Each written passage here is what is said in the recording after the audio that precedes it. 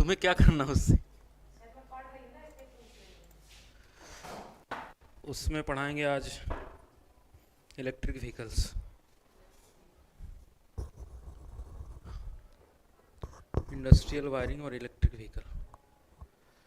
चलो, जो पढ़ रहे हैं पहले उसको ध्यान दो।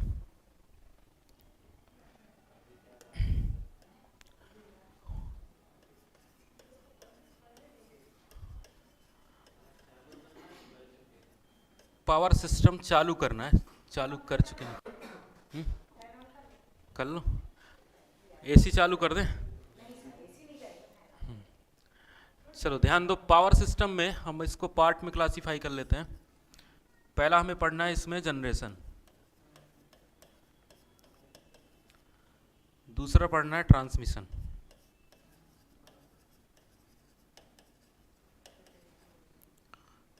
तीसरा पढ़ना है प्रोटेक्शन। Power system protection. चौथा पोर्शन है इसका डिस्ट्रीब्यूशन।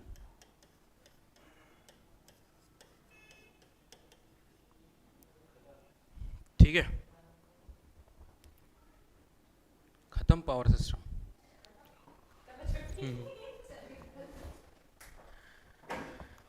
जनरेशन हो गया, हमने इलेक्ट्रिसिटी जनरेट की, ट्रांसमिट की, प्रोटेक्ट किया और डिस्ट्रीब्यूट कर दिया।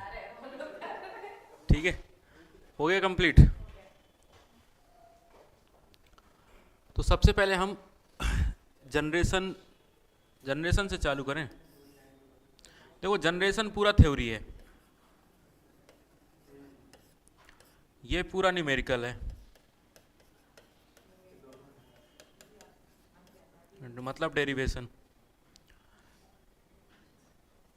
इसमें भी लगभग थ्योरी प्लस न्यूमेरिकल रहेगा, इसमें भी बस थ्योरी ही है। अब बताओ क्या पढ़ना है? जनरेशन पढ़ना है।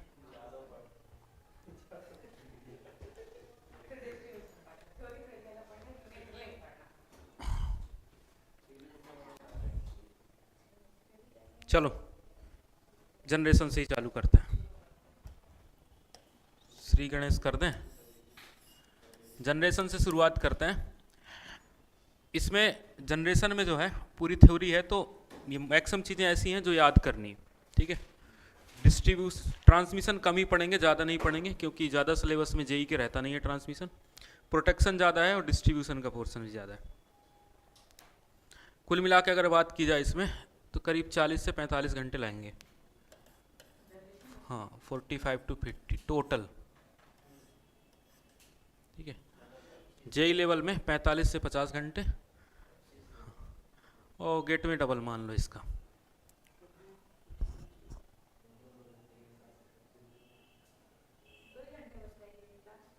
अभी जब तक टीओ है तब तक 2 घंटे, फिर कर देंगे।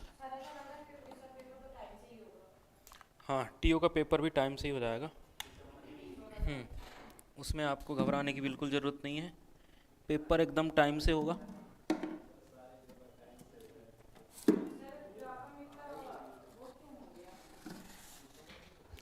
सिस्टमेटिक व्यापम क्या हो गया? सिस्टमेटिक हो गया है। हाँ, ये भी हो सकता है।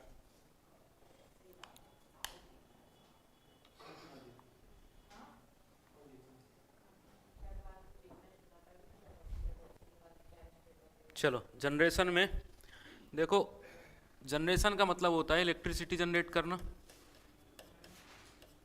जनरेशन में क्या किया जाता है? जनरेशन शब्द यूज ना करें, प्रोडक्शन ऑफ इलेक्ट्रिसिटी। ठीक है, इलेक्ट्रिसिटी का क्या किया जाता है? प्रोडक्शन किया जाता है। इलेक्ट्रिसिटी एक प्रकार का हम ये कह सकते हैं एनर्जी का प्रोडक्शन करना है, ये एनर्जी या पावर। एनर्जी या किसका प्रोडक्शन करना है? पावर का।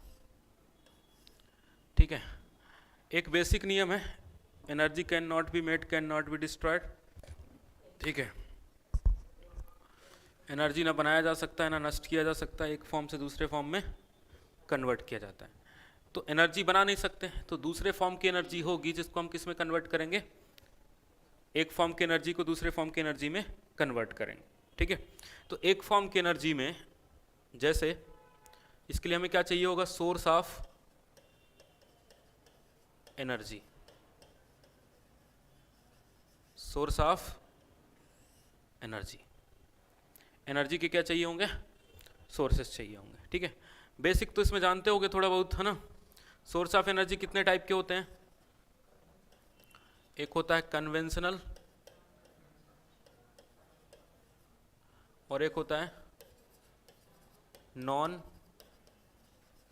कन्वेंशनल। ठीक है, एक होता है कन्वेंशनल और एक होता है नॉन कन्वेंशनल। कन्वेंशनल का मतलब ये होता है ऐसी मेथड जो पुरानी हो चुकी है। ठीक है, ओल्ड मेथड, इसका मतलब होता है पुरानी विधि, जिसके बारे में हम बहुत पहले से जानते हो। ठीक है, किसके बारे में पहले से जानते हैं, थर्मल पावर प्लांट, कोयले के बारे में हम सबसे पहले जानते हैं। ठीक है, और ऑयल के बारे में हम, विंड के बारे में पहले जानते हैं। विंड एनर्जी जो है ना, अभी भी कन्वेंशनल नहीं है वो भी। ठीक है, अभी भी कन्वेंशनली उतना इफेक्टिव नहीं है वो, मतलब उसमें पूरा रिसर्च नहीं है अभी भी। ठीक है, एक हो गया coal, oil and natural gas, oil and natural gas ये आता है। ठीक है, हाइड्रोइलेक्ट्रिक मतलब वाटर। ठीक है, पानी का जो पोटेंशियल एनर्जी, पानी का क्या यूज करना है, पोटेंशियल एनर्जी। सबसे बड़ा dam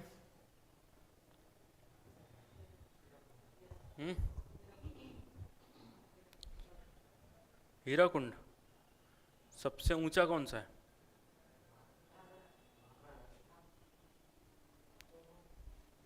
confirm.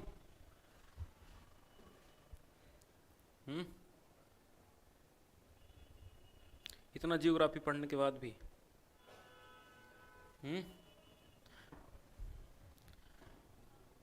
Coal, oil and natural gas, water.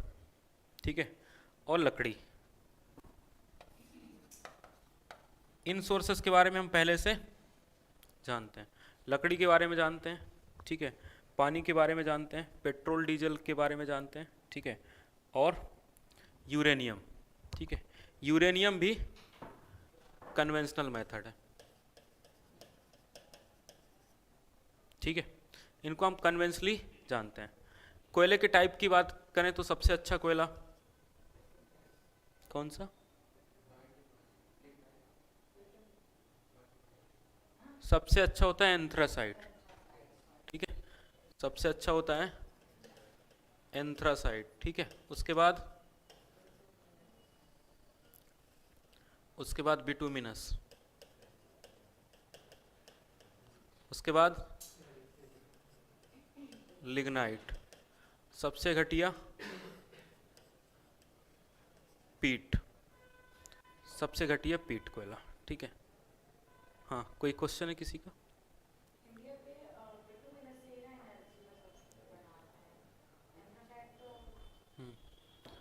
यहाँ पर ये बात थोड़ी ना हो रही कि इंडिया में हम क्या करते हैं, यहाँ पर ये बात हो रही कि कोयला सबसे अच्छा क्या है। ठीक, जो जहाँ पाया जाता है वहाँ से, ठीक है, सब जो जहाँ पर ज़्यादा पाया जाता है उससे हम इलेक्ट्रिसिटी बनाते हैं। ठीक है, कोयले जो है, कोयला जो है ये कौन सी, कहाँ पर पाया जाता है, कहाँ पर पाया जाता है, एमपी में कहाँ पाया जाता है, चलो यही बता दो। सिंगरौली में कोल की खदान है, शहडोल में नहीं है, फिर घर का पता नहीं है और सबसे बड़ा थर्मल पावर प्लांट सबसे ज़्यादा इलेक्ट्रिसिटी जनरेट करता है, हैं? सिंगरौली वाला ही है ना। सबसे ज़्यादा जो इलेक्ट्रिसिटी का जनरेशन करता है वही करता है। तो कोयला जो है ये कहाँ पाया जाता है? चट्टानों में पाया जाता है। ठीक है, कौन सी चट्टान में कोयला पाया जाता है? का तुम यही सब पढ़े जियोग्राफी में हैं? यहाँ भी तो जियोग्राफिकली ही चल रहे हैं। ठीक है, तो ये कोयला जो है ये जो गोंडवाना चट्टानें होती हैं उनमें पाया जाता है। ठीक है, सभी चट्टानों में नहीं पाया जाता। ठीक है, हाँ। तो कोल जो है वो मेन सोर्स है अभी तो, इलेक्ट्रिसिटी सबसे ज़्यादा इसी से बनाई जाती है। फिर ऑयल एंड नेचुरल गैस है। ठीक है, ऑयल में पेट्रोल हो गया, डीजल हो गया, ये सोर्सेस हैं। ठीक है, इनसे हम, ये कन्वेंशनल सोर्स हैं जिनके बारे में हम पहले से जानते हैं। ठीक है, अब नॉन कन्वेंशनल सोर्सेस कौन से हैं? ठीक है, हाइड्रो इसी में आएगा। ठीक है, हाइड्रो इलेक्ट्रिक अगर पावर प्लांट की बात की जाए, हाइड्रो इलेक्ट्रिक की, तो ये भी इसी में आएगा। ठीक है, आते हैं हम अब कन्वेंशनल पे। कन्वेंशनल मतलब जिसके बारे में हम पहले से नहीं जानते। ठीक है, कन्वेंशनल मेथड नहीं है इसमें अप्लाई करते। फॉर एग्जांपल सोलर, गुड, एक एक बताते जाओ सब। सोलर, हाँ, मैं पहले लिख देता हूँ फिर उसके बाद बताना। ठीक है,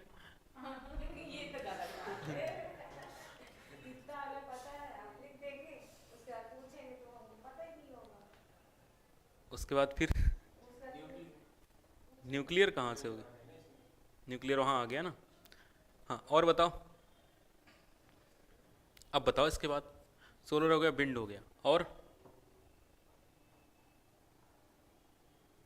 बस दो ही, सोलर और विंड। हाँ, MHD, हाँ, MHD न्यू कॉन्सेप्ट है ये। हाँ, और मैग्नेटिक हाइड्रोडायनामिक, टाइडल वेव, हाँ, और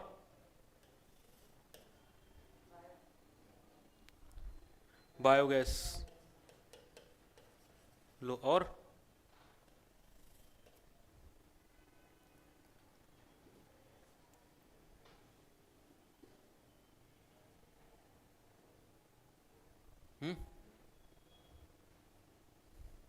हो गया? अभी नहीं हुआ? कितने बाकी हैं अभी?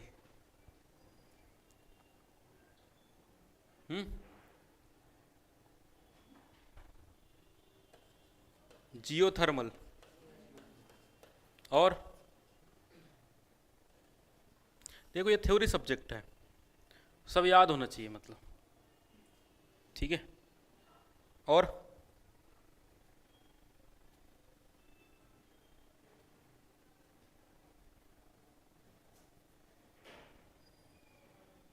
हो गया? नहीं पता? ओशियन एनर्जी,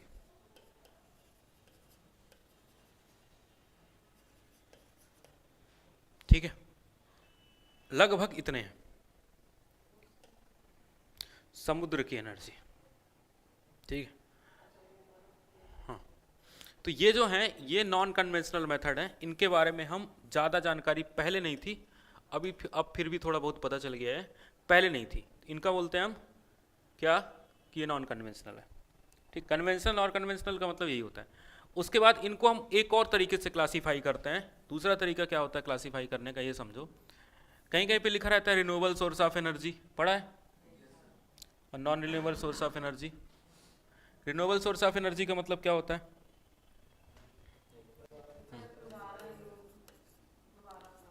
रिन्यूएबल और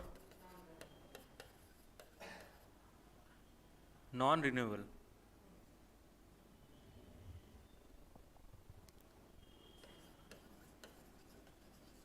नॉन रिन्यूएबल क्या मतलब है? इसको दोबारा आ जाती है ये? हाँ, क्या दोबारा प्राप्त किया जा सकता है, ऐसा है? जो खत्म हो जाए वो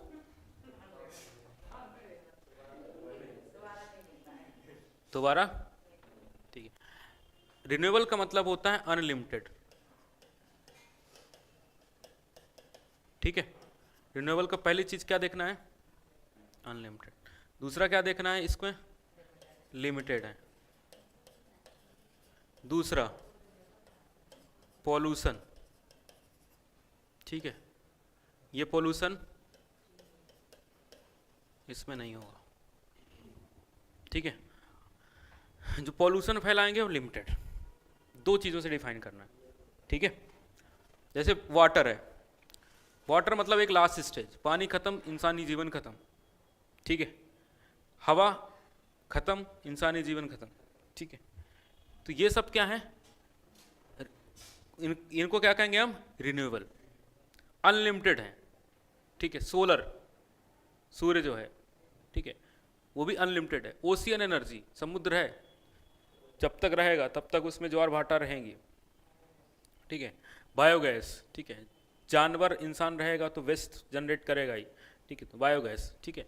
तो इस तरीके से हम इसको क्लासीफाई करते हैं, ठीक है। अब इनसे हम प्लांट्स बनाते हैं, ठीक है। तो प्लांट भी दो तरीके के होते हैं, एक कन्वेंशनल प्लांट, एक नॉन कन्वेंशनल प्लांट, ठीक है।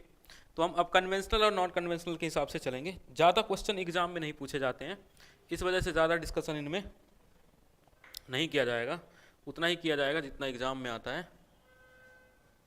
बनाओ ज़्यादा फटाफट इसको, ठीक है। फटाफट नाम लिख लो इनके, और कुछ बनाना उनाना ज़्यादा नहीं, नाम लिख लो इनके। याद नहीं है तो याद है तो कोई दिक्कत है नहीं।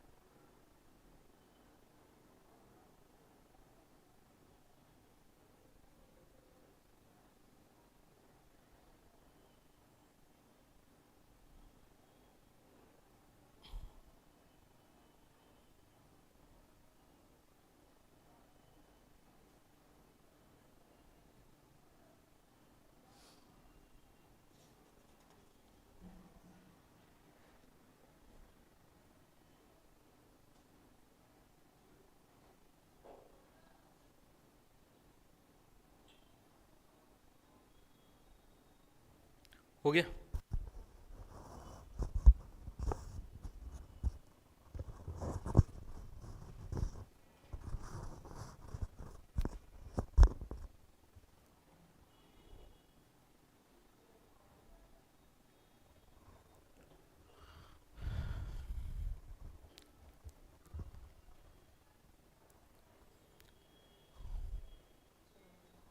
हो गया।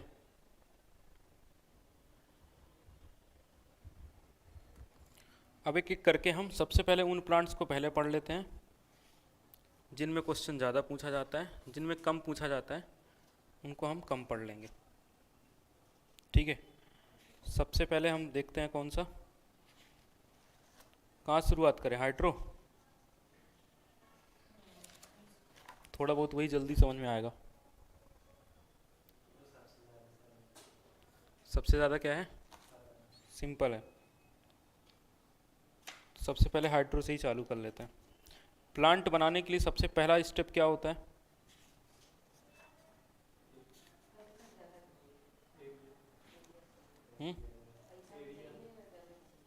पैसा भी चाहिए और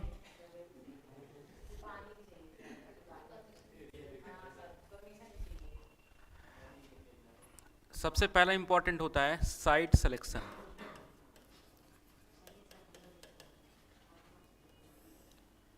पहला हाइड्रो पावर प्लांट, हेडिंग डाल लो, हाइड्रो पावर प्लांट।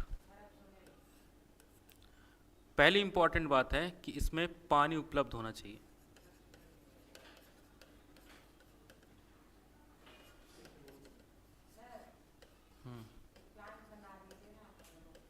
जमीन कौन देगा?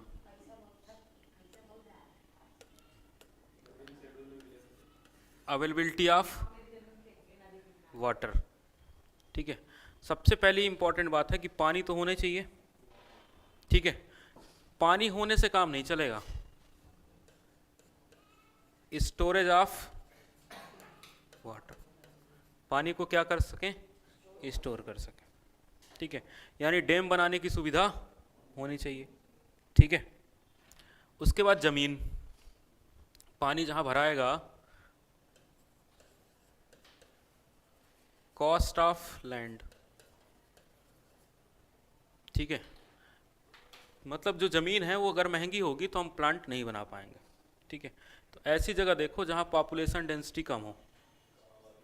ठीक है, 2 4 10 गांव, ठीक है, लेकिन मतलब अगर कोई शहर है तो उसका एक मोहल्ला खाली कराने में हालत ख़राब हो जाएगी। ठीक है, करोड़ों का इन्वेस्टमेंट रहता वहाँ। ठीक है, तो cost of land. Fourth important चीज़ है इसमें ट्रांसपोर्टेशन फैसिलिटी।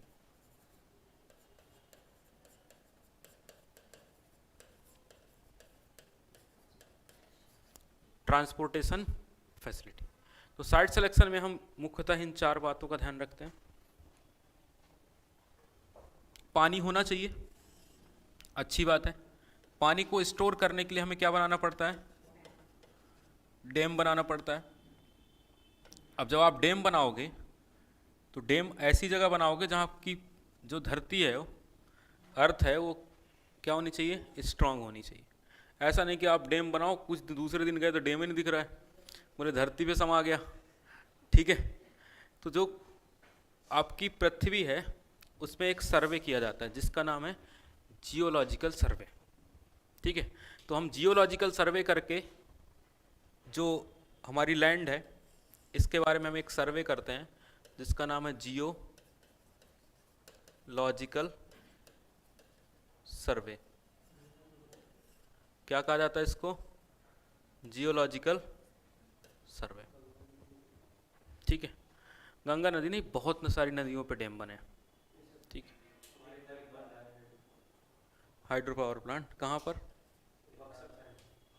बक्सर साइड। तो ये जो जियोलॉजिकल सर्वे है इसमें बस इसी बात का ध्यान रखा जाता है कि जो वहाँ पर लैंड है वो किस तरीके की है। ठीक है, ऐसी तो नहीं है जिसमें बस पानी कब रहता हो? बरसात में। जैसे ही गर्मी आती हो सूख जाता हो पानी, डैम बना लिए, पानी नहीं है। ठीक है, उसके बाद इम्पॉर्टेंट ये है कि जहाँ पर आप डैम बना रहे हैं वहाँ तक ट्रांसपोर्टेशन फैसिलिटी है कि नहीं।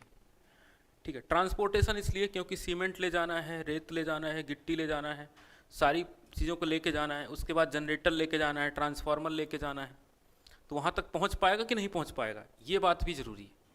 ठीक है, तो ट्रांसपोर्टेशन फैसिलिटी अवेलेबल होना चाहिए। तो इसके लिए इतनी चीज़ें अगर अवेलेबल हैं तो बाकी बाद में हम सोचेंगे, लेकिन ये तो मतलब मेन चीज़ है कि इतनी चीज़ें होनी ही चाहिए। ठीक है, इतनी चीज़ों के बिना डैम आपका नहीं बनेगा। ठीक है, अब इम्पॉर्टेंट पार्ट की बात कर लेते हैं, एडवांटेज डिसएडवांटेज बाद में देखेंगे। कौन कौन सी इम्पॉर्टेंट पार्ट? मुख्य भाग, ये सब्जेक्ट पढ़ाने लायक नहीं, थ्योरी है पूरा। ठीक है, पहला तो है डैम। ठीक है, पहला क्या है? डैम। डैम किस तरीके का बनाया जाता है? Mud dam.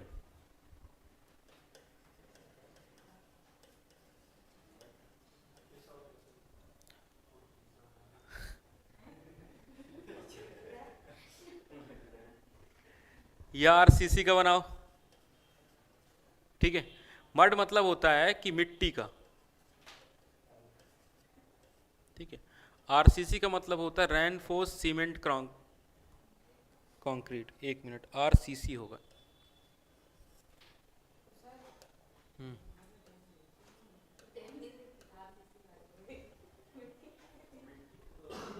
हाँ, क्या बोल रहे हो? नहीं होता, पहले होता था। तुमने आरसीसी वाला नहीं देखा, वो तो बोलता हो तो पहले होता था।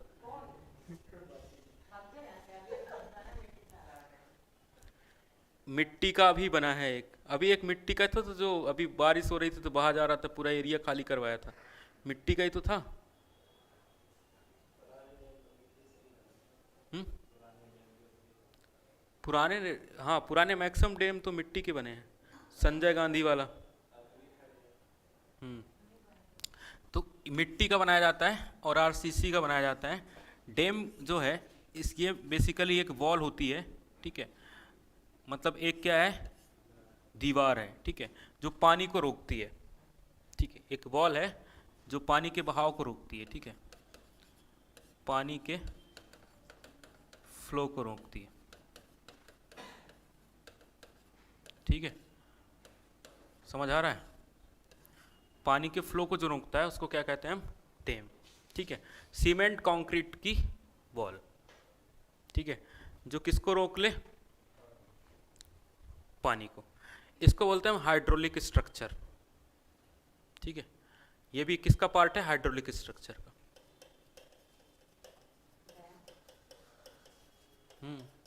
हाइड्रोलिक स्ट्रक्चर ही तो है ये डैम, ठीक है। तो डैम क्या करेगा, act as a barrier for further movement of current. Current ही तो है पानी, पानी क्या बोलते हैं, धारा, हाँ तो करंट ही तो है वो, ठीक है। जैसे पानी ऐसे फ्लो हो रहा है नदी में ऐसे, यहाँ हमने एक दीवार खड़ी कर दी, अब पानी का फ्लो रुक गया यहाँ से, ठीक है। तो क्या काम कर रहा है, acts as a barrier for water current,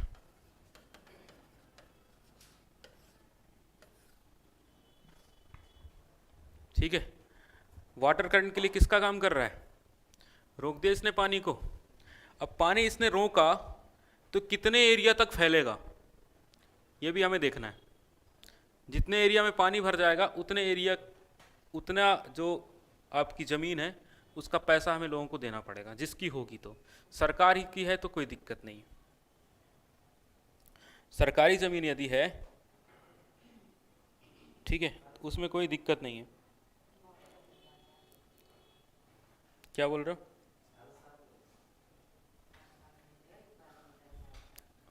हर साल मुआवजा थोड़ी देंगे, एक बार दे दिए तो डैम हो गया, ठीक है। हाँ, उसके बाद हेडिंग डाल लो स्पिलवे।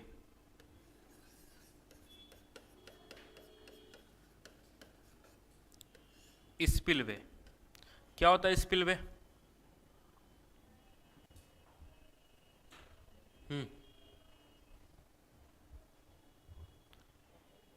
बताओ जरा, कुछ नहीं पता तुम लोगों को, हिंदी में लिख लो इस स्पिलवे। पूरी हिंदी क्या होती है, या तो हिंदी होगी या नहीं होगी। स्पिलवे क्या होता है, बाढ़ के समय में जब पानी एक्स्ट्रा हो जाता है तो उसको निकालते हैं ना जिस गेट से, उसका नाम होता है स्पिलवे, ठीक है। ड्यूरिंग द हैवी रेनफॉल, ठीक है, when water exceeds their limit, then हम क्या करते हैं, गेट ओपन कर देते हैं, ठीक है। जब ज़्यादा पानी गिरता है, ठीक है, हैवी रेनफॉल के दौरान,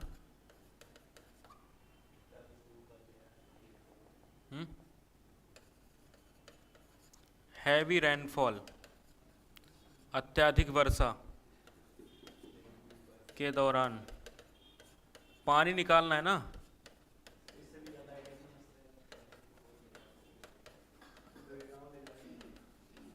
नहीं निकालेंगे पानी तो कुछ देर में डैम भी बह जाएगा,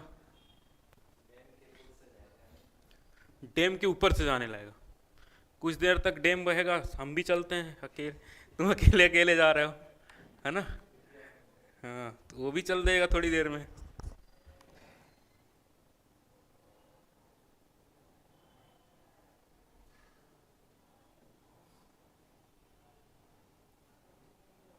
ठीक है, हो गया?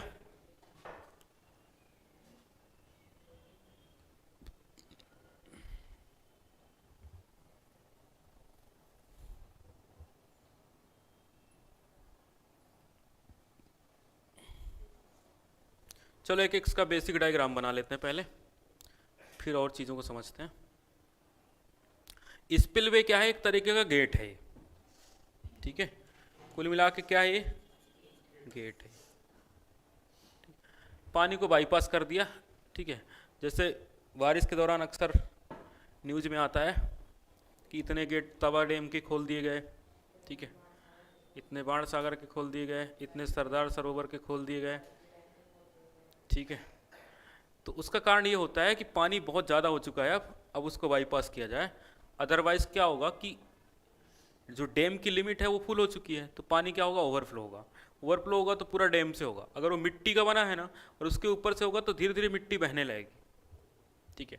और सीमेंट कंक्रीट का बना है तो उसका एक पर्टिकुलर स्ट्रक्चर होता है, ठीक है, तो वो खराब होने लगेगा, ठीक है। तो इससे बचने के लिए हम क्या करते हैं? स्पिलवे बना देते हैं पहले से, ठीक है, कि एक्स्ट्रा वाटर अगर निकालना है तो स्पिलवे बनाना है, ठीक है। अब सबसे पहले देखो क्या होता है कि पानी को रोकने के लिए, जैसे ये नदी है, यहाँ हमने बना दिया डैम,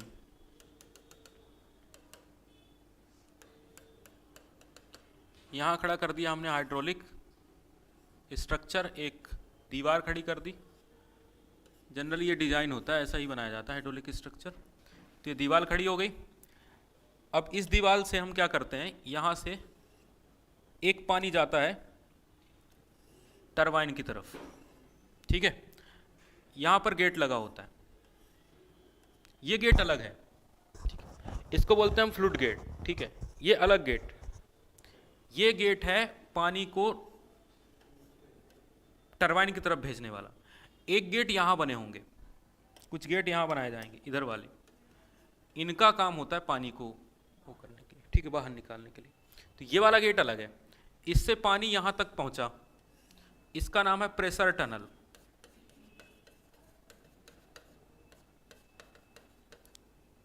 प्रेशर टनल, जहाँ पर पानी प्रेशराइज होकर बना रहता है, भरा रहता है यहाँ पर, फिर यहाँ पर एक घर बना लिया जाता है ऐसे, ठीक है, खिड़की उड़की लगा लो यहाँ, ठीक है। इसका नाम होता है बाल्ब हाउस। इसका नाम क्या है? बाल्ब हाउस, ठीक है। इस तरीके से ये बाल्ब हाउस। अब बाल्ब हाउस से पानी ले जाना है कहाँ तक? टरबाइन तक। तो यहाँ पर लगाएंगे हम पेन स्टॉक। पेन स्टॉक कुछ नहीं, एक पाइप है ये, ठीक है। तो इसका नाम है पेन स्टॉक, ठीक है। आरसीसी स्टील का पाइप है,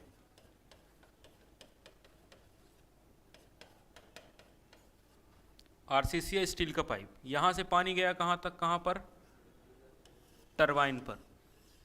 यहाँ पर क्या लगी है? टरबाइन। ये है टरबाइन। इस टरबाइन से कौन जुड़ा है? कौन जुड़ा इस टरबाइन से? जनरेटर। जनरेटर ही जुड़ा रहेगा ना टरबाइन से, ऐसे ही है, कुछ और तो नहीं रहेगा। टरबाइन से कौन जुड़ा? जनरेटर जुड़ा है, ठीक है। देखो कैसे ऐसे लगाया गया ऊपर नीचे, कारण क्या है ऐसा लगाने का? क्यों लगाया हमने ऐसा? पता नहीं। देखो यहाँ से पानी आया इधर से बाल्ब हाउस तक, यहाँ कंट्रोलिंग करने के लिए है। पानी को कंट्रोल करने के लिए किसका यूज किया हमने? बाल्ब हाउस का। यहाँ पानी गया, टरबाइन घूमने लगी, पानी इधर से बाहर निकल गया, ठीक है। समझ में आ गया सबको? इसके बाद यहाँ कहाँ भग रहा है?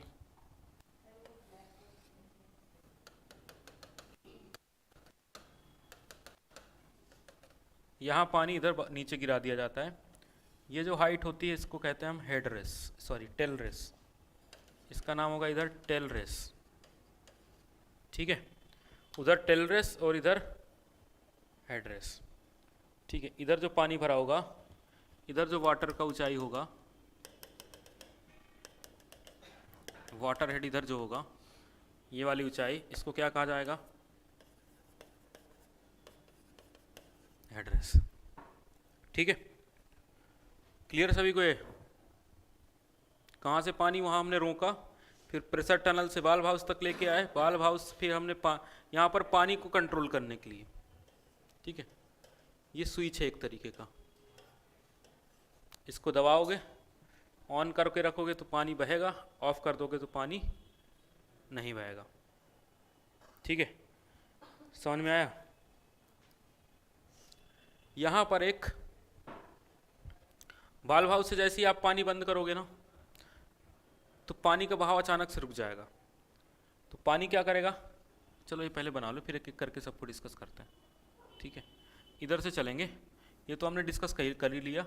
प्रेशर टनल में कोई बात है ही नहीं। ठीक है, वाल्व हाउस में भी कोई बात है ही नहीं इसमें। ठीक है, पेन स्टॉक जो है, इसको बता ही दिए क्या है, एक पाइप है। ठीक है, ये टरबाइन है, और ये जनरेटर है। एक चीज़ और लगा देते हैं यहाँ पर, एक और लगा देते हैं, तो ये पूरे पार्ट ही हो गए। अब इसमें पढ़ाने की जरूरत तो है नहीं, अब कुछ घर चले जाओ, है ना। तुम आए कहा थे, तुम्हें घर ही जाना था।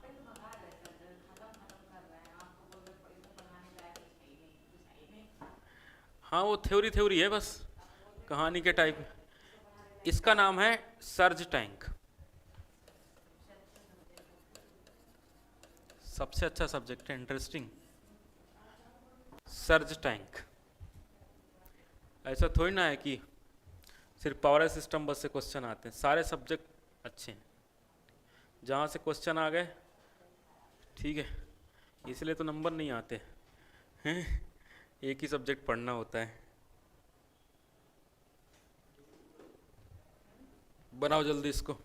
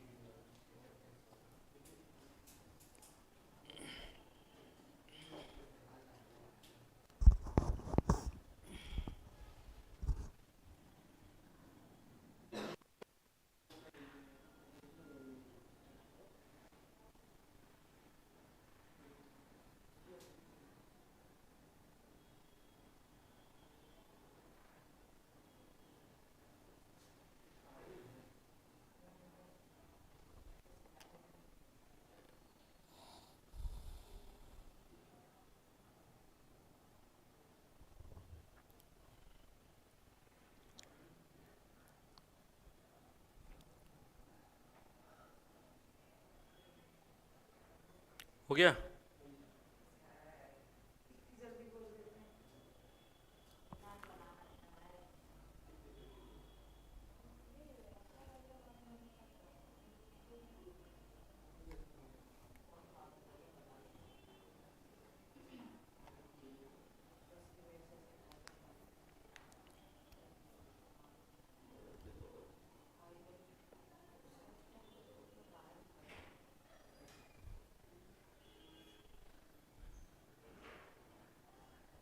आज बन जाएगा?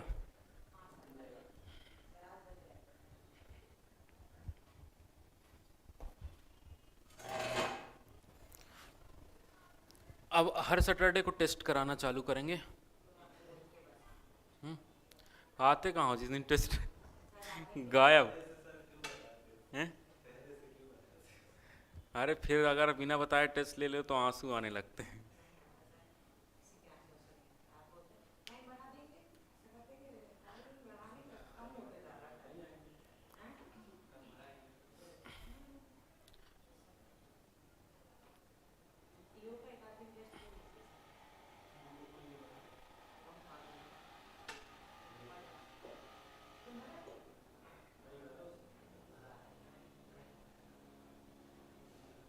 टीओ का टेस्ट ले लें।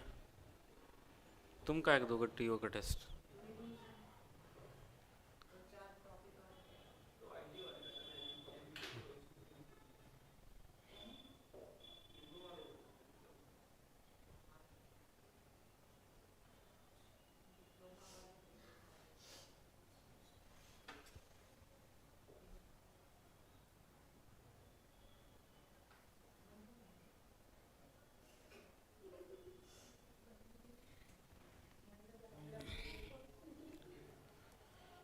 जल्दी बनाओ जल्दी।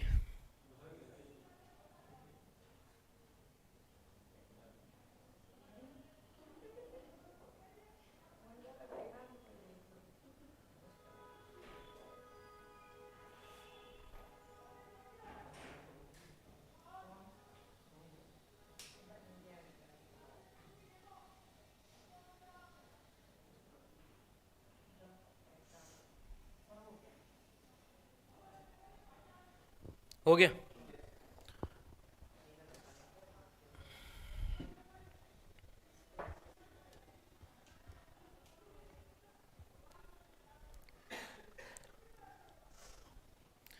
देखो इसमें काम काम की चीज समझो।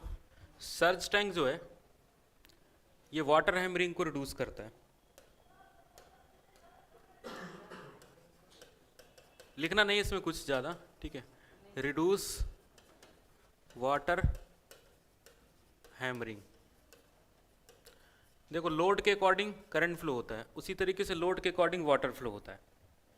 जिस हिसाब से लोड होगा उस हिसाब से पानी जाएगा, ठीक है। लोड ज़्यादा है तो पानी का फ्लो ज़्यादा, अचानक से लोड कम हो गया तो पानी का फ्लो रुक जाएगा। जब अचानक से पानी का फ्लो रुकेगा तो अनइक्वल प्रेशर हो जाएगा। किस पे? इस टनल पे। तो ये टनल क्या हो जाएगी? फट जाएगी। अगर पानी ओपनली बह रहा है तब तो कोई दिक्कत नहीं, तो अचानक से वाटर क्या करेगा? इधर प्रेशर लगाएगा और ये टनल क्या हो जाएगी? फट जाएगी। तो इसको बचाने के लिए, या ये फट जाएगा पूरा, पेनिस्टॉक फट जाएगा, ठीक है। तो जब ओपन चैनल कंड्यूट का यूज किया जाता है तब वाटर सर्ज टैंक हम यूज नहीं करते, ठीक है। क्लोज कंड्यूट के लिए यूज करते। कंड्यूट समझते हो? पाइप, ठीक है। तो अगर सर्ज टैंक किस में यूज होता है? हाँ, ओपन सॉरी क्लोज कंड्यूट के लिए या कंड्यूट के लिए, ठीक है। कंड्यूट अगर यूज किया गया है तो उसमें हम किसका यूज करेंगे? सर्ज टैंक का। क्या कम करने के लिए? Water hammering. डायरेक्टली क्वेश्चन पूछेगा कि वाटर हैमरिंग को रिड्यूस करने के लिए कौन सी डिवाइस लगाई जाती है, तो सर्ज टैंक लगाया जाता है, ठीक है। उसके बाद देखो वाल्व हाउस पानी के कंट्रोल को रोकता है, ठीक है। यहां पर लगा है पेनिस्टॉक। पेनिस्टॉक क्या है? आरसीसी स्टील का क्या है? एक पाइप है। ये पाइप जो है काम क्या करता है? वाल्व हाउस से टरबाइन तक पानी पहुंचाता है, ठीक है। वाल्व हाउस है ये वाला, यहां से कहां तक पानी पहुंचाता है? टरबाइन तक, ठीक है। वाल्व हाउस से टरबाइन तक पानी इसने पहुंचा दिया। उसके बाद जो पानी इधर गिरता है तो यहां पर एक ट्यूब यूज की जाती है जिसका नाम है ड्राफ्ट ट्यूब, चौड़े मुंह वाली नली, ठीक है। या हम इसको कह सकते हैं डिफ्यूजर ट्यूब है, पानी को बाहर निकालने का काम, डिफ्यूजर ट्यूब।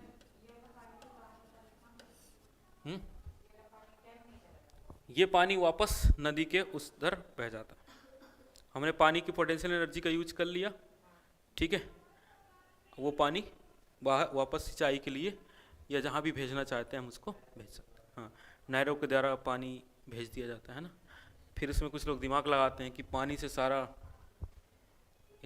इलेक्ट्रिसिटी निकाल लिया तो पानी में बचा कहाँ, ठीक है। तुम्हारे पानी से इलेक्ट्रिसिटी अगर निकाल लेंगे तो पानी में बचेगा क्या, ठीक है। हाँ हाँ, तो यही वाला पानी है इधर जो जा रहा है, ठीक है। मोदी जी बोल रहे थे, हाँ ये मोदी जी का स्टेटमेंट है, उनके पुराने भाषण में सुनना। उन्होंने कहा है प्रॉपर, जब नर्मदा नदी पे डैम बन रहा था तो उन्होंने कहा था कि अगर तुम्हारे पानी से इलेक्ट्रिसिटी निकाल लेंगे तुम्हारे पानी में बचेगा क्या, ठीक है।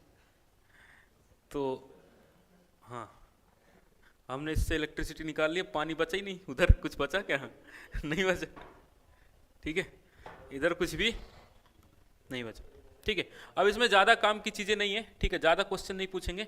इसमें कुछ चीज़ें ऐसी हैं जो यहाँ पर दिख नहीं रही होंगी आपको, उनके बारे में एक्सप्लेन कर देता हूँ। एक होता है ट्रेस रैक, ठीक है, एक होता है, क्योंकि इसमें जो क्वेश्चंस आते हैं लगभग ना के बराबर, एक आध क्वेश्चन कभी धोखे से मिल गया ना तो मिलेगा, ठीक है, बहुत कम क्वेश्चन, ठीक है।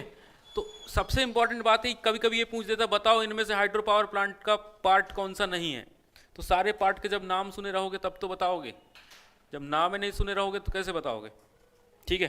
तो कुछ और चीज़ें भी यूज की जाती हैं। एक यूज किया जाता है इसमें वर्ड जिसका नाम है ट्रेस रैक, एक तरीके की लोहे की जाली है, ठीक है, क्या है एक ये आयरन ग्रिल, ठीक है, लोहे की जाली। ये क्या करती है, जैसे कि मान लो डैम है, तो डैम में पानी कहाँ से आया होगा, नदी से। तो जब अचानक हैवी रेनफॉल होता है तो पानी जब बहता है तो साथ साथ कुछ लोग भी बह के आ जाते हैं, ठीक है, कुछ लकड़ियाँ भी बह के आ जाती हैं, ठीक है। तो उसको फिल्टर कर, क्योंकि वो टरबाइन में घुस जाएगा आदमी, ठीक है, फिर बाहर निकलेगा अचानक से, बोले ठीक है, या टरबाइन की पंखियों से कट जाएगा हो सकता है, ठीक है, या लकड़ी फंस जाए टरबाइन की पंखियों से, तो उसको फिल्टर करने का काम किसका होता है, ट्रेस रैक का, ठीक है।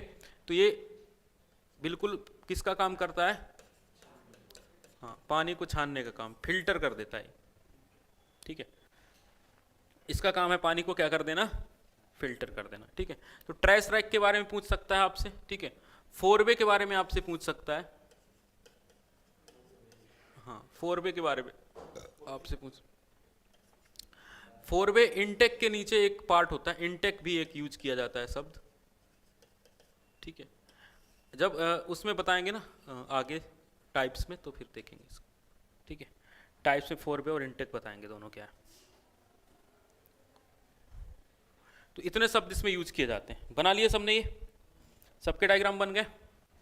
अब आगे बढ़ते हैं, अब हम बात करते हैं इसमें टाइप्स में, ठीक है, types of hydro power plant यहां से इंपॉर्टेंट हो जाता है।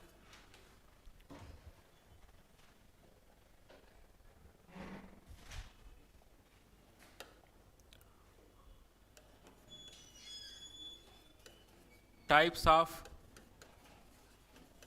Hydro electric power plant. पहला होता है on the basis of head,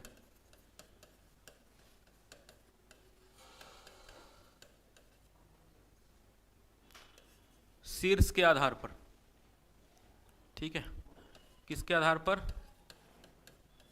शीर्ष के आधार पर। कितने प्रकार के होते हैं, लो हेड, दूसरा मीडियम हेड, तीसरा हाई हेड। लो, मीडियम और हाई। लो का मतलब होता है 30 मीटर, अप टू 30 मीटर, ठीक है, 30 metre to 100 metre, 100 metre and above.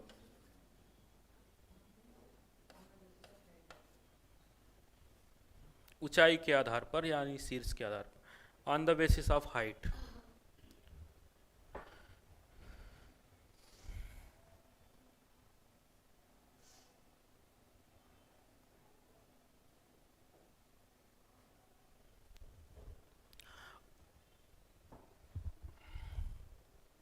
देखो, अगर इसमें क्वेश्चन पूछता है टरबाइन कौन सी यूज की जाती है, इसमें हम यूज करते हैं कौन सी, फ्रांसिस प्रोपेलर और कपलान। कौन कौन सी टरबाइन यूज की जाती है, फ्रांसिस, प्रोपेलर और कपलान। मीडियम हेड में आपसे पूछेगा कि मीडियम हेड में, तो इसमें यूज की जाती है फ्रांसिस, ठीक है, फ्रांसिस। हाई हेड में पेल्टन व्हील, हाई हेड में पेल्टन व्हील, ठीक है। हाई हेड में जो टरबाइन यूज करते हैं उसका नाम क्या है, पेल्टन व्हील, याद रहेगा। मीडियम में फ्रांसिस, ठीक है। इसमें कपलान, मोस्टली कपलान ही है। इसमें वर्टिकल और हॉरिजॉन्टल शाफ्ट आ जाते हैं, ठीक है। अगर हम इसमें स्पीड की बात करें तो जो जिसका हेड ज़्यादा होता है उसकी स्पीड क्या होती है, कम होती है, ठीक है। तो ये जो पेल्टन व्हील है इसकी स्पेसिफिक स्पीड कम होगी। स्पेसिफिक स्पीड क्या होगी, इधर मैं लिख देता हूँ, यहाँ टरबाइन लिखा है ना, इधर इधर लिख लो स्पेसिफिक स्पीड। स्पेसिफिक स्पीड इसमें लिख लो हाई, इसमें लिख लो मीडियम, और इसमें लिख लो लो, ठीक है। हेड का और इसका उल्टा है, कॉन्सेप्ट बिल्कुल उल्टा, याद रहेगा। ये इंपॉर्टेंट है, यहां से क्वेश्चन आ सकता है एग्जाम में, on the basis of head.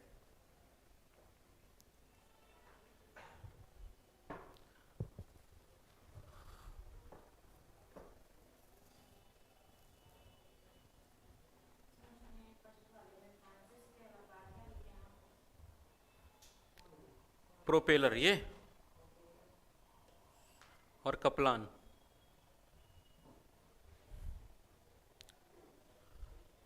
हो गया सबका।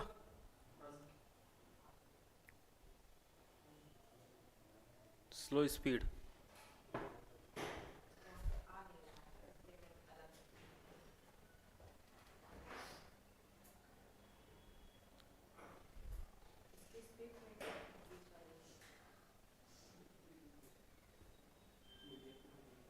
स्पीड का उल्टा कर लो हेड के हिसाब से।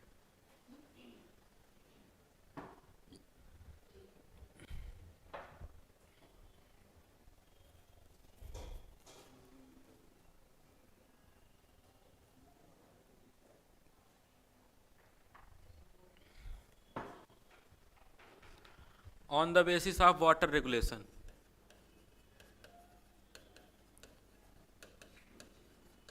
कितने प्रकार का होता है,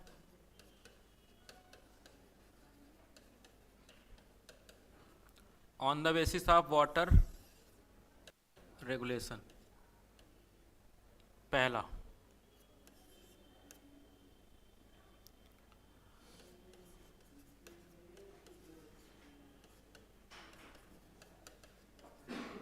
run of river without boundaries, दूसरा तालाब होता है ना, क्या बोलते हैं उसके, पोंड, ठीक है, तो यहाँ पोंडेज लिख लेना। रन ऑफ रिवर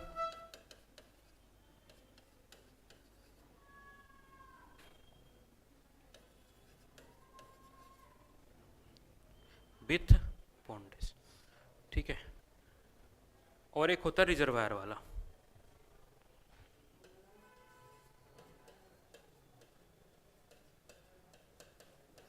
रिजर्वायर में हम जलाशय बना लेते हैं, वहाँ से करते हैं।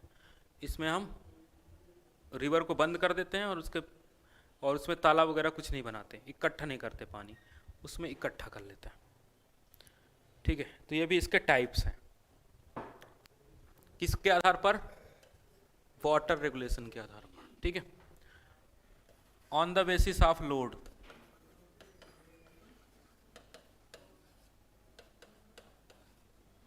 लोड के आधार पर कितने प्रकार के होते हैं, एक होता है बेस लोड,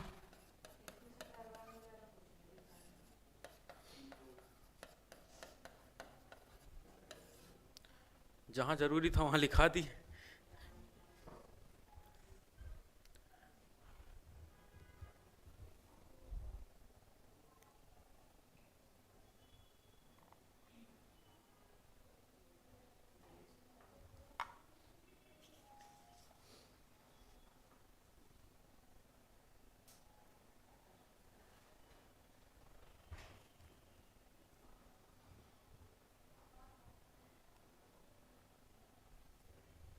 हो गया। आगे आ जाओ, इसमें यहाँ तक हो गया सबका। टाइप्स ऑफ टरबाइन कितने प्रकार की होती है,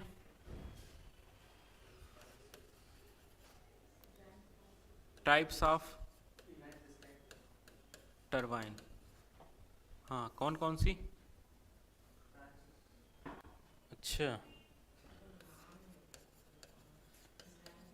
इम्पल्स एंड रिएक्शन,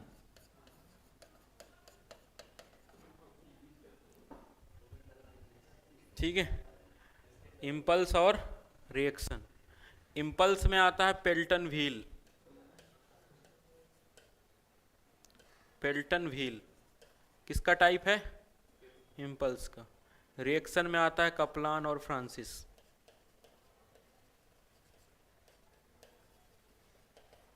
देखो कपलान और फ्रांसिस को मैंने कहाँ लिखाया था दोनों को?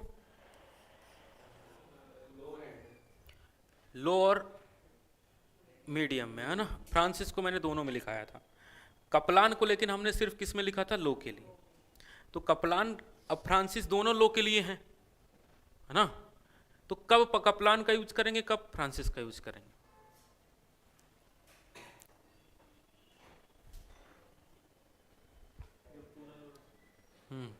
कुछ तुक्का मार रहे हो।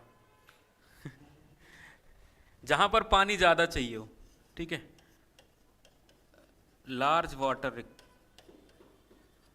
क्वांटिटी रिक्वायर्ड, लो हेड हो,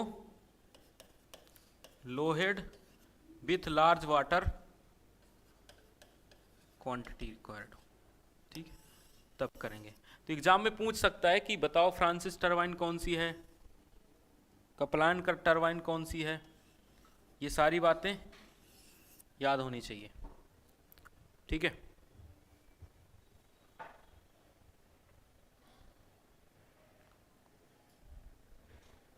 impulse, Pelton wheel, reaction turbine का एग्जाम्पल क्या क्या है?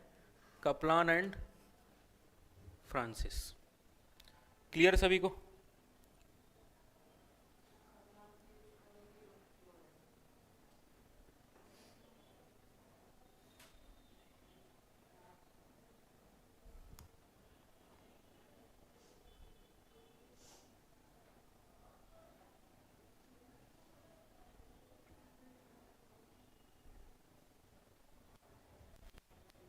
हो गया यहाँ तक? सबका हो गया? चलो आगे बढ़ो इस पे। Energy available in hydro electric power plant,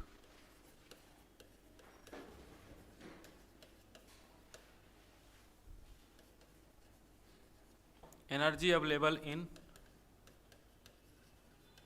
hydro electric power plant कितनी एनर्जी अवेलेबल होती है? E equals to W into H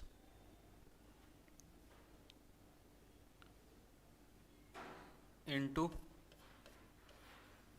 eta. Eta क्या है? ओवरऑल इफिशिएंसी, ठीक है। ओवरऑल इफिशिएंसी कितनी है? W कैसे निकालोगे? H क्या है? H क्या है? हेड, ठीक, कितना ऊंचाई, हाइट। ईटा क्या है? इफिशिएंसी। W क्या है? Weight of water. Work energy दोनों बराबर नहीं हो जाएंगे, फिर H का मल्टीप्लाई कैसे होगा? वेट ऑफ वाटर, ठीक है, weight of water. Weight of water कैसे निकालते हैं? कोई बताएगा वेट ऑफ वाटर कैसे निकलता है?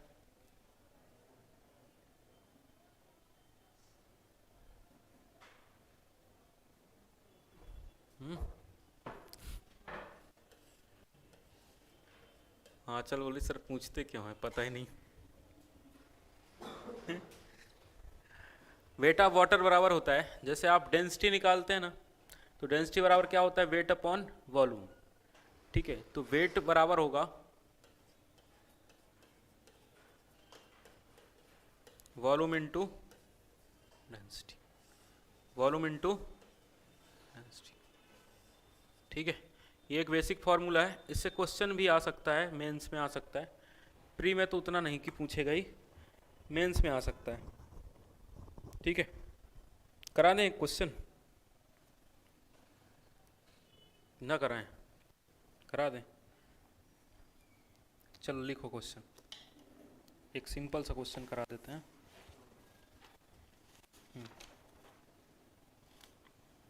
क्वेश्चन लिखो। A hydroelectric generating station is supplied from A hydroelectric generating station is supplied from a reservoir of capacity. A hydroelectric generating station is supplied from a reservoir of capacity 5 into 10 to the power 6 cubic capacity 5 into 10 to the power 6 cubic meters of head cubic meter at a head of 200 meters at a head of 200 meters. A hydroelectric generating station is supplied from a reservoir of capacity 5 into 10 to the power 6 cubic meter. ठीक है, at a head of 200 meters. At a head of 200 meters. Find the total energy available in kilowatt hours. Energy available in kilowatt hours if overall efficiency is 75%. If overall efficiency is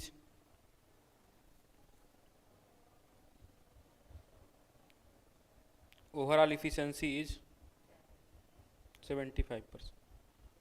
ठीक है, क्या क्या given देखो इसमें। ईटा given है कितना,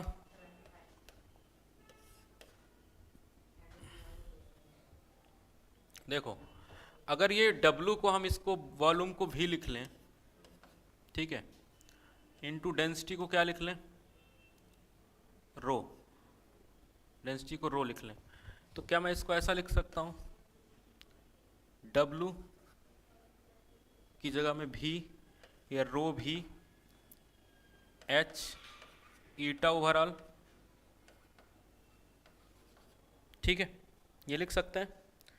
into एक चीज़ और, एक काम और करना इसमें, कितने का मल्टीप्लाई कर लेना, 9.81 का। ठीक है, क्योंकि न्यूटन में कन्वर्ट करना पड़ता है, तो इस फॉर्मूले का यूज करके भी निकाल सकते हो। ठीक है, 9.81 कितना दिया है, रो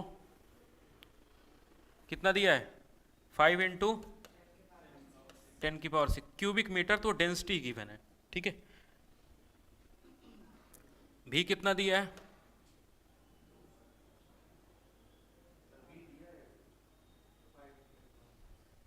कितना दिया है, अच्छा वॉल्यूम दिया हुआ है,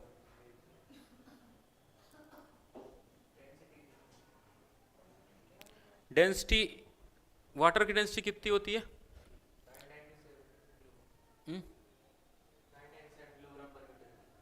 997, 1000 मान लें।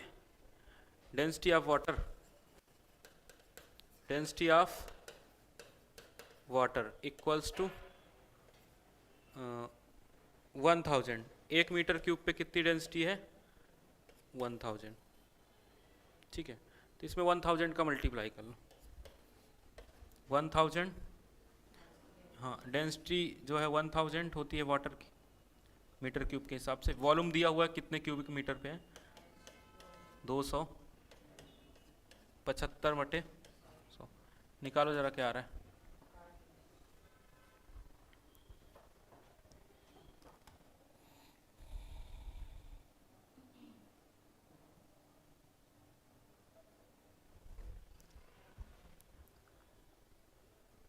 कितना आ रहा है,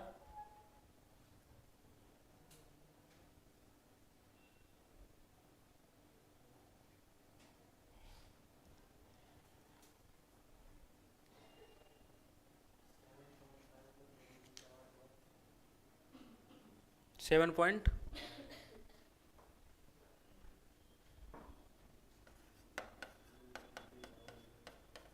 इतने वॉट सेकंड की एनर्जी आएगी।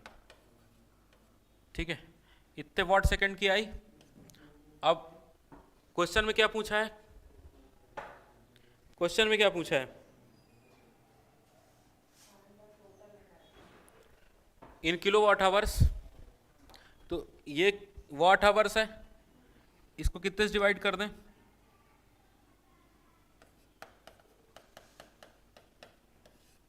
थर्टी सिक्स इंटू 10⁵ से 3.6 इंटू 10⁶, ये आ जाएगा किलो वाट। डिवाइड करो क्या आ रहा है, ये समझ में आया कैसे किया। ये फॉर्मूला होता है कि या तो उससे कर लो, या तो ये सेकंड है ना, इसको 3600 से डिवाइड करोगे तो आवर्स में हो जाएगा, और वॉट है तो 1000 से डिवाइड कर दो।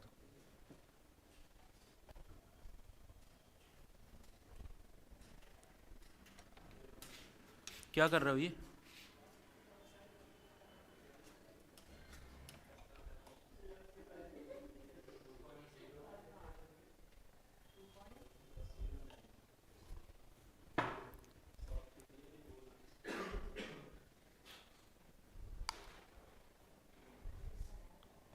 हो गया।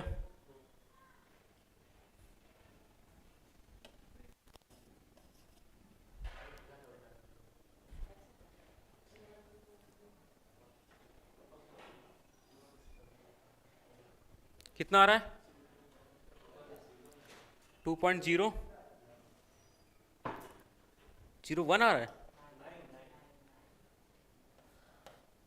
2.09 10⁶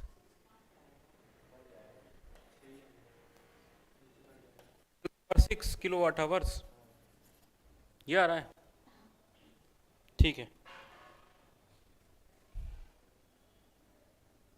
समझ में आ गया कैसे करना है। सिंपल सिंपल फॉर्मूले का, इस फॉर्मूले से चाहो तो पहले ये कैलकुलेट करके निकाल लो, चाहे डायरेक्ट फॉर्मूले। ठीक है, याद रहेगा तब, नहीं याद है तो छोड़ दो, क्या कर सकते हो इससे ज़्यादा। 15 नंबर चले जाएंगे।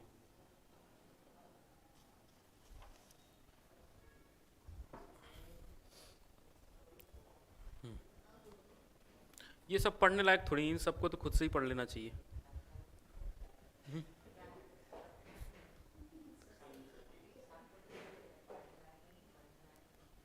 थ्योरी है पूरा, ट्रांसमिशन प्रोटेक्शन फिर भी है, चलो समझने वाली चीजें।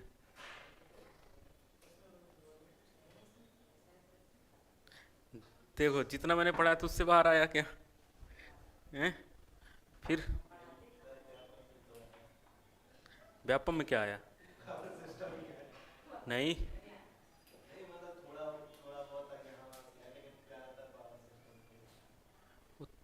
तुम्हारे शिफ्ट में फंस गया होगा, किसी किसी में तो नहीं फंस। तो पावर सिस्टम तो पढ़ा ही नहीं था तुमने,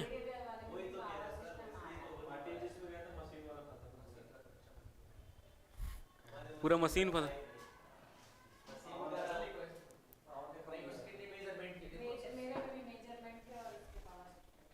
मेजरमेंट में कौन सा क्वेश्चन, बेसिक इलेक्ट्रिकल में जो पढ़ा है तो वही आया होगा। अच्छा, और कैसे आया था मेजरमेंट में,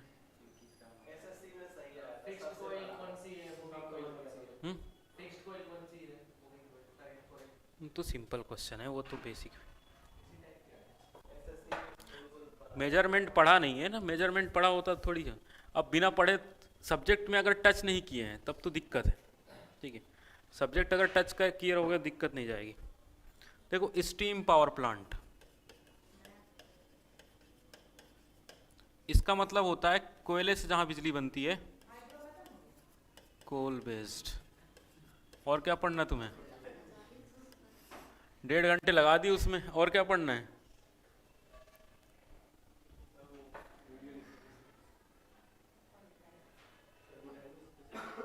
और क्या पढ़ना है, नहीं और बताओ, पढ़ा देते हैं। जहाँ पर कोयले से बिजली बनाई जाती है उसको बोलते हैं हम स्टीम पावर प्लांट, ठीक है। अब स्टीम पावर प्लांट में एक काम करते हैं, इसका डायग्राम मैं नहीं बना रहा, टाइम लगेगा, तुम लोग ऑनलाइन बना देते हैं, तो तुम लोग बना लो, फटाफट समझा देते हैं, ख़त्म। हाइट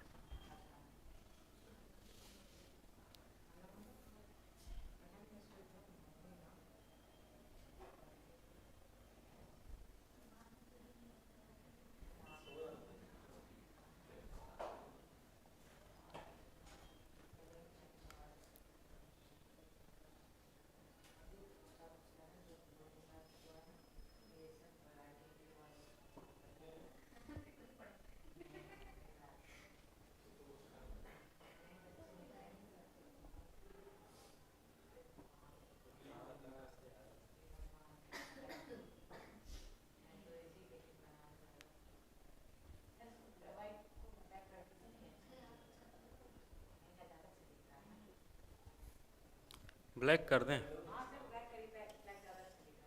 ये दिख रहा है तुम्हें?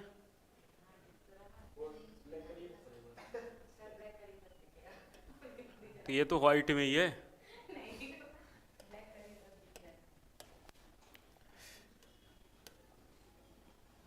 कलर ब्राइटनेस तो नहीं हो गया? देखो इसको समझो जरा, कोयला जलाओगे तब क्या मिलेगी हमें? राख।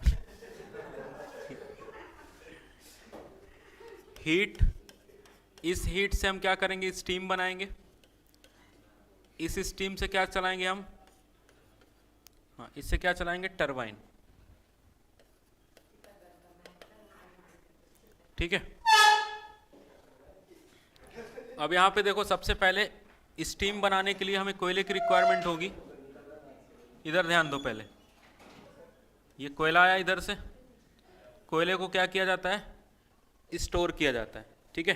कि 15 से 20 दिन अगर कोयला नहीं आया किसी कारणवश तो सप्लाई नहीं रुकनी चाहिए, ठीक है।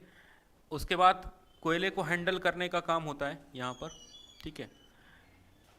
बॉयलर तक भी बेल्ट से कोयला पहुँचाया जाता है। भी बेल्ट का यूज किया जाता है, जिससे कोयले को कहाँ तक पहुँचाया जाता है? बॉयलर तक, ठीक है। उसके बाद ये कहाँ जाता है?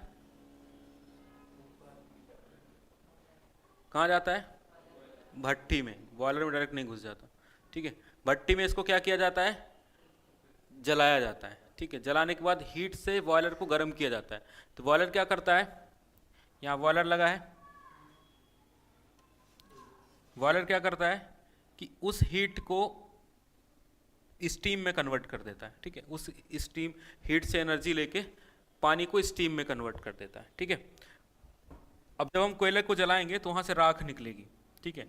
तो राख यहाँ से वापस एस हैंडलिंग प्लांट बनाया जाएगा और एस को क्या किया जाएगा?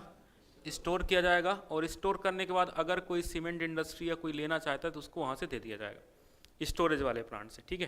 लेकिन हैंडलिंग का काम यहाँ से होगा, क्योंकि राख जो होगी वो काफ़ी हीटेड होती है, ठीक है। काफ़ी ज़्यादा उसमें हीट होता है। उसके बाद यहाँ से जो हमारा बॉयलर है, इससे स्टीम बाहर निकलेगी और बाहर निकलने के बाद इसको यहाँ से सुपर हीटर में डाला जाता है। जो बॉयलर होता है ना, ये जो स्टीम बनाता है वो ड्राई स्टीम नहीं होती है, वेट स्टीम होती है, ठीक है। बॉयलर ने जो स्टीम बनाई है, इसकी जो बॉयलर की स्टीम है, बॉयलर बनाता है वेट स्टीम, ठीक है। अब इस वेट स्टीम को ड्राई स्टीम में कन्वर्ट करने का काम किसका है? सुपर हीटर का। सुपर हीटर क्या करता है? इस वेट स्टीम को, सुपर हीटर वेट को किस में कन्वर्ट करता है? वेट स्टीम को ड्राई स्टीम में कन्वर्ट कर देता है, ठीक है। अब ये स्टीम कहाँ गई? यहाँ से टरबाइन चलने लगी, ठीक है। यहाँ से टरबाइन चलने लगी। अब टरबाइन के एग्जॉस्ट पे जो स्टीम होगी, ठीक है, एग्जॉस्ट पे स्टीम होगी। देखो कितने तरीके से इसको लिया गया है। एक तरीके से यहाँ लिया गया है, यहाँ से एक, यहाँ से और एक यहाँ से, 3 भाग से लिया गया है, ठीक है। एक हाई प्रेशर से स्टीम है, उसको यहाँ लाया गया है, ठीक है। हाई प्रेशर वाली को डायरेक्टली फीड पंप से इकोनोमाइजर और इकोनोमाइजर से बॉयलर पे ठंडी की गई है, किसने पढ़ा है ठंडी की जाती है? अब एक बात बताओ, जो स्टीम पहले से बढ़िया है उसको क्या ठंडी करेंगे? जबरदस्ती करना ठंडी। पानी को गर्म किया हमने, स्टीम बनाई, अब वो स्टीम अगर बनी बनाई है तो हम उसको क्यों फिर से करेंगे? ठीक है, तो देखो यहाँ से स्टीम से, ये स्टीम टरबाइन से जो स्टीम निकली तो तीन भाग में निकली। एक निकली जिसमें हाई प्रेशर था तो उसको हमने पंप के द्वारा डायरेक्टली फीड कर दिया बॉयलर पे। एक स्टीम थी जिसमें प्रेशर कम था तो हमने पंप लगा के उसका प्रेशर बढ़ाया और फीड कर दिया। एक स्टीम निकली यहाँ से जो कि ठंडी थी, ठीक है, काफ़ी ठंडी हो चुकी थी, तो ठंडी स्टीम को क्या किया हमने? कंडेंसेट किया, ठीक है, और फिर एक्स्ट्रा यहाँ पे पंप लगाया, फिर इसका प्रेशर बढ़ाया और वापस भेज दिया, ठीक है। यहाँ पर अगर हमें मान लो किसी कारणवश टरबाइन को बंद करना हो या इससे निकली हुई स्टीम को, इस वाली स्टीम को अगर ठंडा करना हो तो इसको कंडेंस करके पहले पानी बनाते हैं। कंडेंसर क्या करता है? स्टीम का पानी बनाता है। पानी बनाने के बाद ये इधर जाएगा, कूलिंग टावर पे जाएगा। कूलिंग टावर में अधिक ऊंचाई से पानी को गिराया जाता है तो ठंडा हो जाता है, ठीक है। यहाँ पर कूलिंग वाटर पंप लगा है, ये वाला। ठंडा करने के बाद वापस से यहाँ से रिसाइकल का काम चालू हो जाता है। तो तीन भाग में यहाँ से स्टीम गई, ठीक है। तो एक भाग गया जिसको हमने ठंडा किया, एक भाग लो प्रेशर में था तो हाई प्रेशर में कन्वर्ट करके हमने इधर आगे भेज दिया। अब क्या होगा? जो आपने कोयला जलाया है, कोयले को जलाने से उसमें से फ्लू गैसेस निकलती हैं। फ्लू गैसेस पे हीट ज़्यादा होती है। फ्लू गैसेस पे हीट क्या होती है? ज़्यादा। अब वो जो ज़्यादा हीट है, उस ज़्यादा हीट से हम क्या करेंगे? एनर्जी ले लेंगे, हीट उससे ले लेंगे। तो उसको हीट कितने तरीके से लिया जाता है उसके बारे में देखो। एक होता है इकोनोमाइजर। इकोनोमाइजर क्या करता है? देखो यहाँ से एक ये डायरेक्शन बना हुआ है, इसका मतलब यह है हीट लेता है किससे? चिमनी से। चिमनी से जो फ्लू गैसेस गई उससे हीट लेता है और फीड वाटर को गर्म करता है। इकोनोमाइजर कहाँ से हीट लेता है? फ्लू गैसेस से। इकोनोमाइजर ने फ्लू गैसेस से हीट लिया और किस में कन्वर्ट कर दिया? Takes heat from flue gases.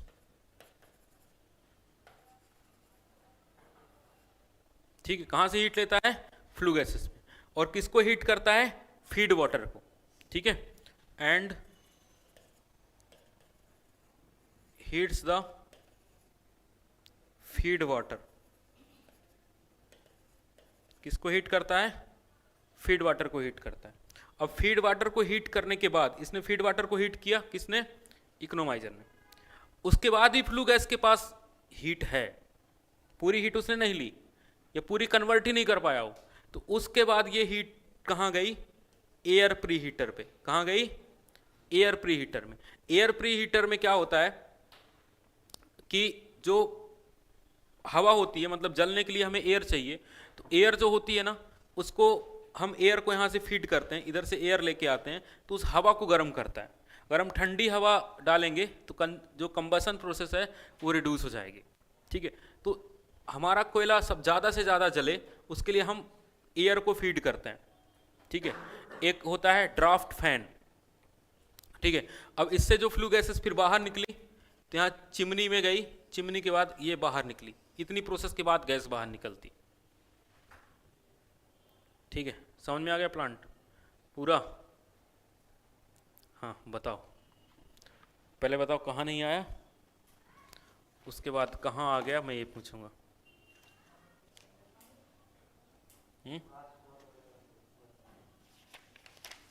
बताओ फटाफट बताओ। सब समझ में आ गया? कहीं कोई दिक्कत नहीं है?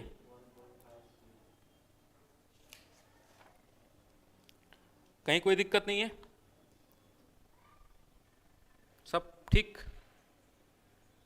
नहीं है ठीक? ठीक है सब? कोई जवाब नहीं?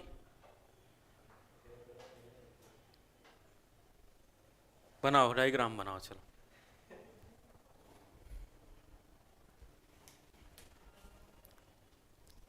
फटाफट डायग्राम बनाओ।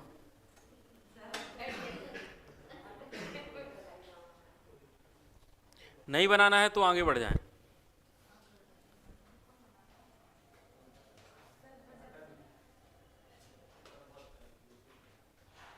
कन्फ्यूजिंग है, अलग अलग बना दें।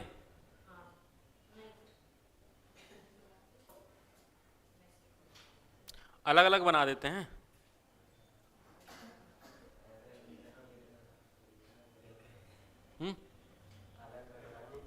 अलग अलग बना दें, देखो जरा।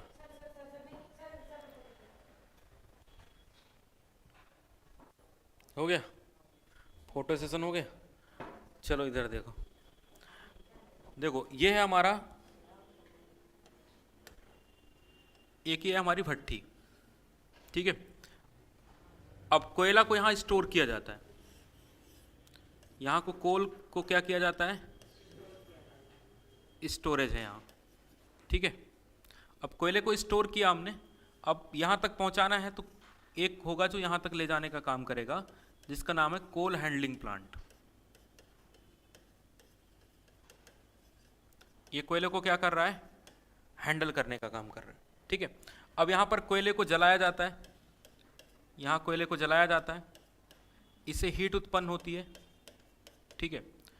तो यहाँ तक कोयला पहुँचा, किसके द्वारा पहुँचा, वी बेल्ट के द्वारा कोयला पहुँचा, ठीक है। वी बेल्ट के द्वारा यहाँ कोयला पहुँचा, तो यहाँ पर इसको जलाया हमने, और यहाँ पर हमारा एक बॉयलर है, यहाँ पर पानी भरा हुआ है, ठीक है। जब ये हीट, हमने इसको हीट किया तो ये क्या बन गया, इससे स्टीम बन गई। क्या बन गई, स्टीम बन गई। अब इस स्टीम को हमने क्या किया, यहाँ से बाहर ले लिया, हाँ, इस स्टीम को हमने इस तरीके से, स्टीम बाहर गई, ठीक है। अब ये जो स्टीम बाहर गई, इससे हमने क्या चला लिया, टरबाइन। इससे हमने क्या चला लिया, टरबाइन। इतना समझ में आ गया।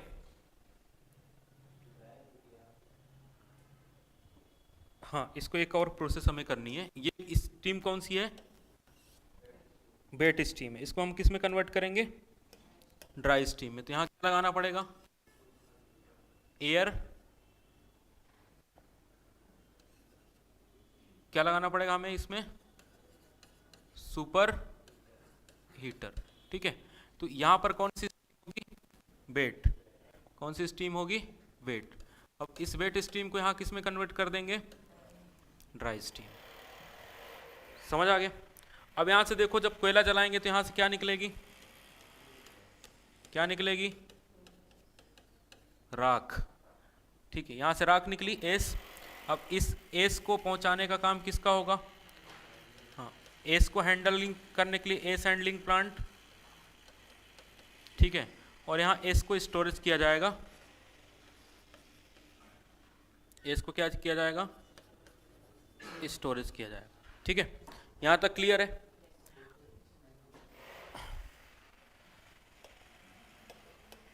अब जब ये जो भट्टी है ना, यहाँ से फ्लू गैसेस निकलेगी। कौन सी गैस,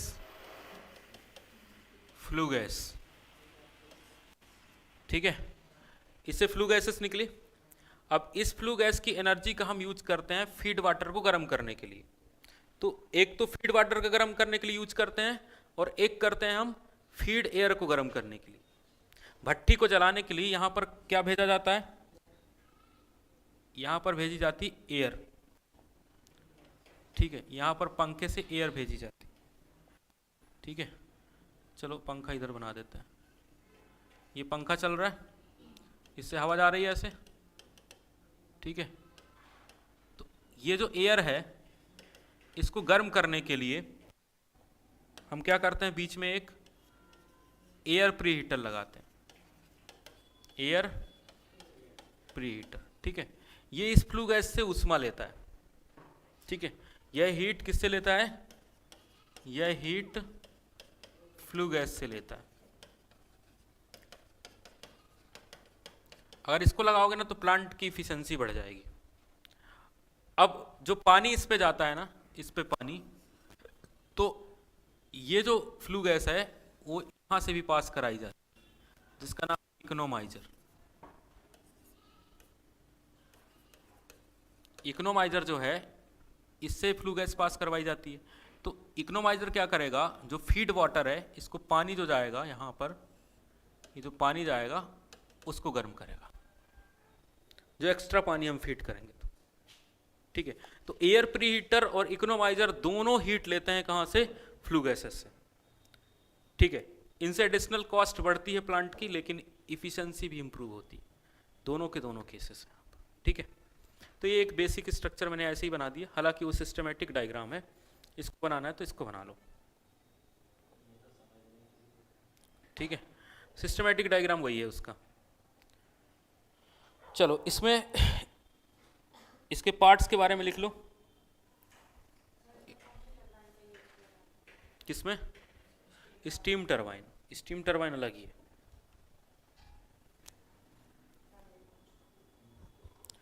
सबसे पहले देखो पार्ट, इंपॉर्टेंट पार्ट कौन कौन से हैं? बॉयलर, हाँ, इंपॉर्टेंट पार्ट में पहला लिखो बॉयलर।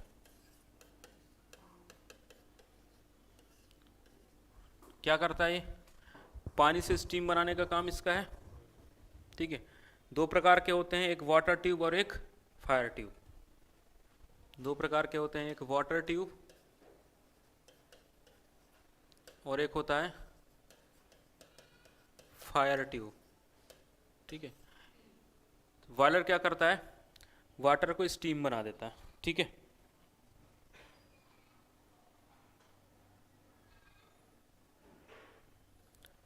लिख लो, it converts water into steam at high pressure and high temperature.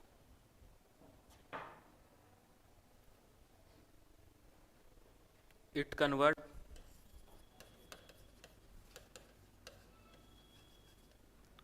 water into steam at high pressure and high temperature, ठीक। एग्जाम में पूछ सकता है कि जो स्टीम जो कन्वर्ट होता है बॉयलर से, उसका प्रेशर कितना होता है, तो हाई होता है कि लो होता है, ये, ठीक है। बॉयलर के बाद दूसरा पार्ट सुपर हीटर। क्या करता है? क्या करता है ये? अभी बताएं, बताओ। फेट स्टीम को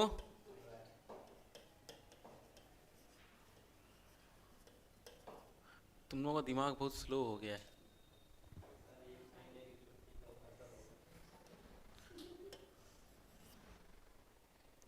एक महीने की छुट्टी,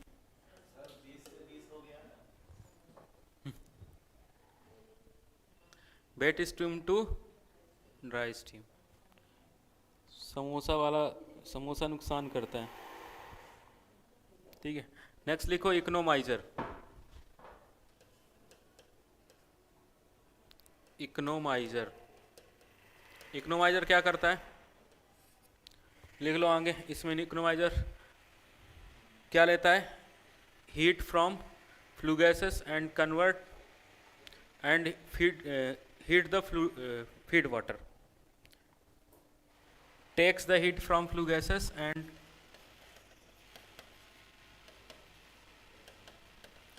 take the heat from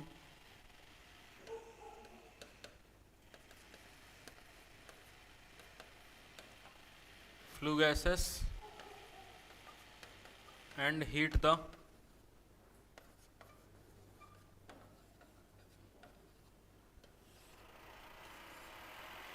feed water. किसको गर्म करता है? फीड वाटर को गर्म करता है।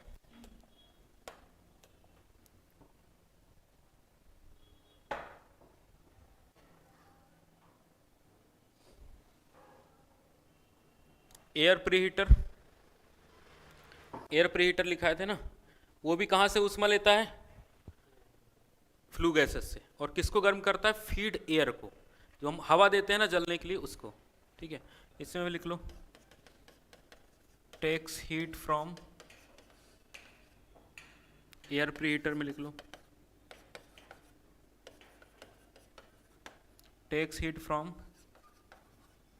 Flue gases and heat the feed air. Feed air को क्या करता है? गर्म जो भी हवा कंबसन के लिए, हाँ, यूज करते हैं उसके लिए।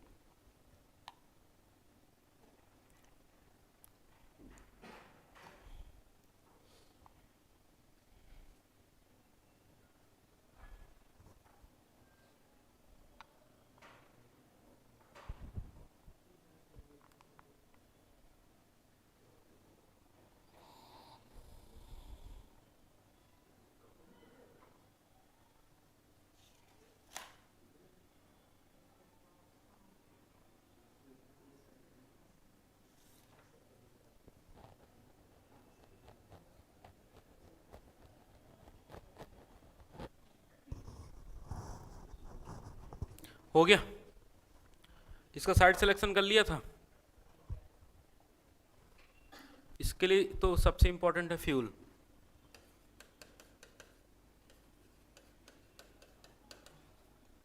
पहला इंपॉर्टेंट क्या है? फ्यूल, यानी कोयला। बिना कोयले से काम नहीं होगा। दूसरा चाहिए पास में पानी भी हो। सिंगरौली का जो थर्मल पावर प्लांट है उसमें पानी कहाँ से आता है? कौन सी नदी? सोन नदी में कहाँ पानी का पहुँच है? मयार नदी में। हाँ, हर एक उसमें रहता है कि आसपास की नदी कहीं ना कहीं देखा जाता है। ठीक है। तवा नदी कहाँ से निकलती है?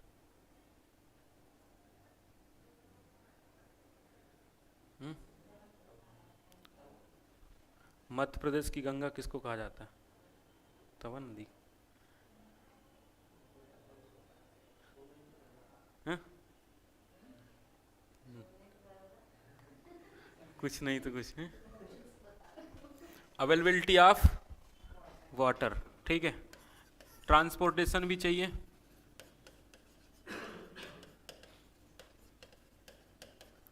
कोयला जरूरी है, बिना कोयले के तो यहाँ काम होगा नहीं। ठीक,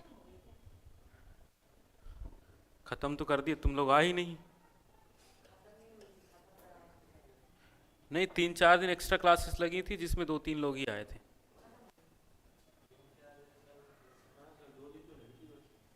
2 दिन नहीं लगी, टोटल उसमें 13 लेक्चर हुए हैं।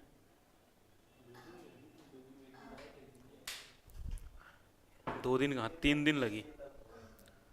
वो आ नहीं रहे थे तो मैंने कहा ख़त्म कर दो, ये तो वैसे भी नहीं आना इनको। ठीक।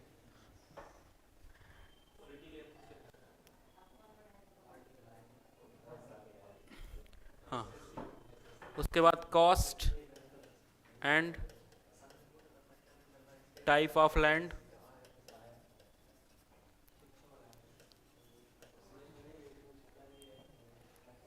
पॉलिटिक्स क्वेश्चन आया था।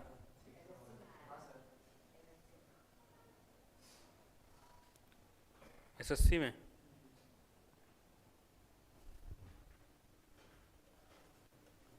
Nearest of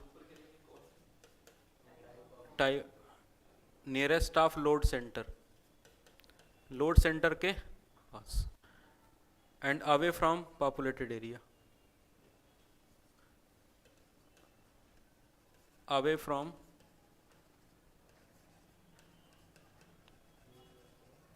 populated area. जो भी पॉपुलेटेड एरिया उससे दूर होना चाहिए क्योंकि इससे प्रदूषण भी होता है ना। Nearest load centre, nearest load centre का मतलब यह है कि जहाँ लोड होना लोड सेंटर के पास में हो और पॉपुलेटेड एरिया से दूर हो। ठीक है, दोनों चीज़ें पॉसिबल नहीं है। ठीक है, लेकिन बनाना पड़ता है। जैसे सिंगरौली है, वहाँ पर क्या होता है कि इतना ज़्यादा पॉल्यूशन है, ठीक है, कि उस जैसे बाहर अगर कपड़े सुखा दिए ना पूरा काला पड़ जाएगा, है ना। है मेन सिंगरौली जहाँ खदानें हैं वहाँ, गांव वगैरह में तो नहीं पहुँचते।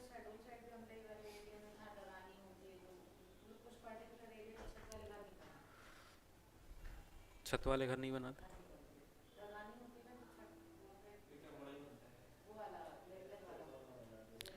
हाँ, उस पे डस्ट बहुत आती है ना, तो उससे क्या है, हवा हवा चलती तो गिर जाती है।